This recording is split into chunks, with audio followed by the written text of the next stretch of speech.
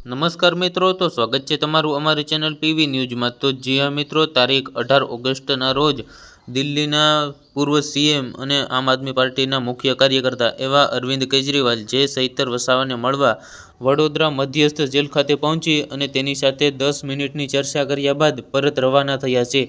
તો આ 10 મિનિટમાં શું વાત થઈ તે આપણે વિગતે ચર્ચા કરીએ। તો મિત્રો, તમે જાણતા જશો કે ચૈતર વસાવા જે વનકર્મીઓ ઉપર હુમલો કરવાનો અને હવામાં ફાયરિંગ કરવાના આક્ષેપ ઉપર તેમને અને તેમના પરિવારને 7 વર્ષની સજા થયેલી હતી, તેમાંથી તેમના પરિવારને જામીન ઉપર મુક્ત કરવામાં આવ્યા છે। જ્યારે ચૈતર વસાવાને હજી સુધી કોઈ સમાચાર નથી, તે હજી સુધી જેલમાં છે અને બહાર આવવાના પણ કોઈ હજી ચાન્સ છે નહીં।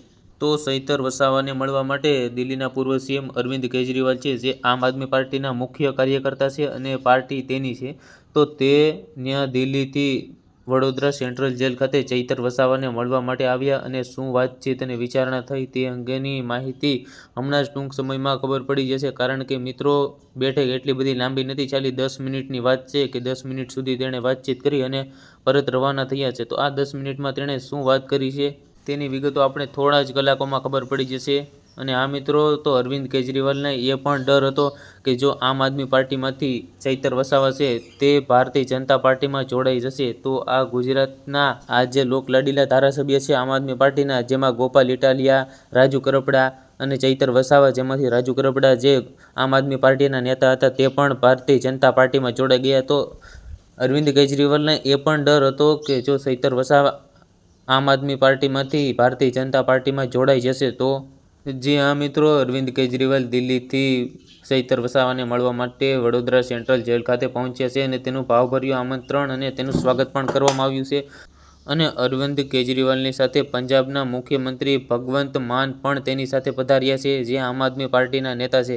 કારણ કે પંજાબમાં અત્યારે આમ આદમી પાર્ટીની સરકાર છે, તો તેના સીએમ ભાગવંત સિંહ પણ તેની સાથે પધાર્યા છે અને તે બંને નેતાઓએ ગાડીના કાફલા સાથે વડોદરા સેન્ટ્રલ જેલ ખાતે પહોંચી અને ચૈતર વસાવા સાથે ચર્ચા વિચારણા કરી છે અને શું વાત થઈ છે તેના વિશેની માહિતી આપણે આગલા વિડીયોમાં જોઈશું।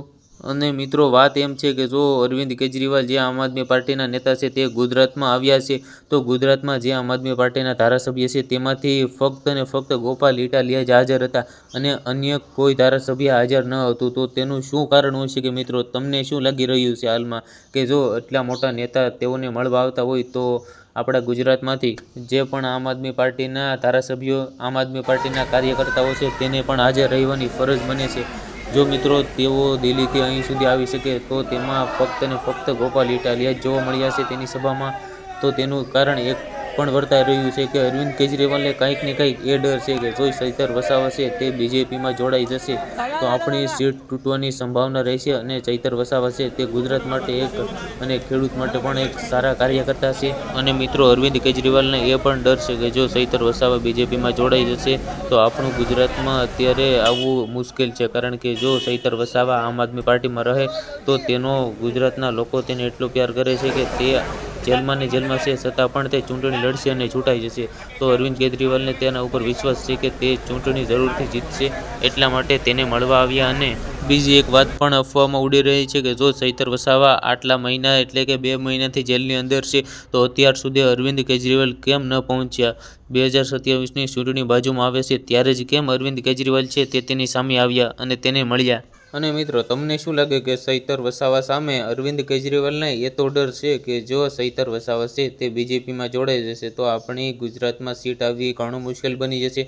કારણ કે ચૈતર વસાવા જેવા દિલદાર નેતા અને ખેડૂતોના સહિતા નેતા અમુક જ જોવા મળે। કારણ કે જો મિત્રો ચૈતર વસાવા પણ ભાજપમાં જોડાઈ જશે તો ગુજરાતમાં તેની સીટ આવવી ખૂબ જ મુશ્કેલ બની જશે। તેથી જ અરવિંદ કેજરીવાલ અને પંજાબના સીએમ ભાગવંત સિંહ માનુ જે બંને ચૈતર વસાવાને મળવા માટે સેન્ટ્રલ વડોદરા જેલ ખાતે પહોંચી અને ચૈતર વસાવાને મળ્યા।